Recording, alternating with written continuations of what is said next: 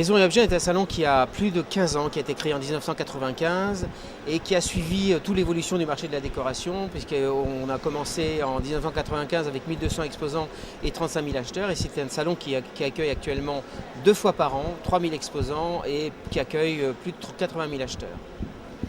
Donc son évolution depuis ces... Son évolution a permis de regrouper l'ensemble des acteurs de la décoration, de la maison, du luminaire, du meuble au petit objet, en passant par le luminaire, par le textile, par la table, et d'élargir le cadre de représentation à un domaine plus large que la décoration même, puisqu'on parle maintenant d'un salon de l'art des vivres, on parle de gastronomie, on parle de création, on parle de design, donc de l'art de vivre à la française, mais avec une connotation très internationale. Le salon aujourd'hui, c'est combien d'exposants, de visiteurs?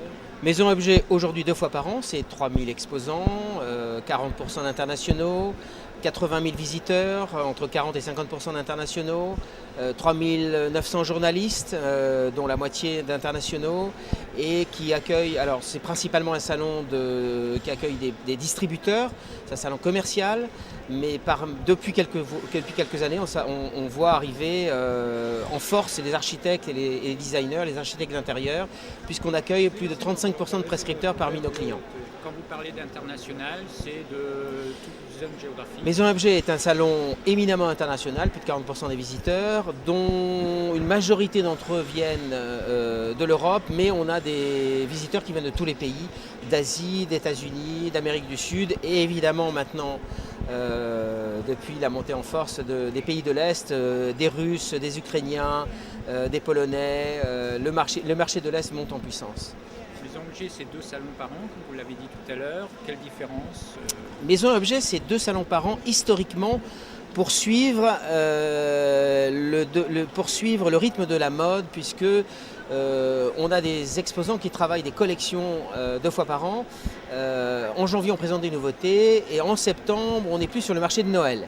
Donc on a besoin de différencier ces collections par rapport aux nouveautés de janvier et au marché de Noël. Et il y a un phénomène émergent depuis quelques années, puisqu'on a aussi des exposants qui présentent du meuble et qui n'ont pas besoin d'être là 2 fois par an, mais qui sont là 2 fois par an pour rencontrer des gens différents, puisqu'on a une différenciation, environ de 14% de nos visiteurs qui sont différents entre septembre et janvier. Donc c'est ce qui permet à Maison Objet d'exister et d'être aussi riche et aussi fort 2 fois par an sur le marché. Alors l'évolution du salon Maison Objet est bien évidemment dépendante du marché de la déco. Qu'est-ce que vous pouvez nous dire sur l'évolution du marché de la déco-design sur ces dernières années? Le marché de la décoration, en tout cas le secteur de la décoration, est un secteur qui a explosé depuis 10 ans. Maison Objet en est un des exemples significatifs.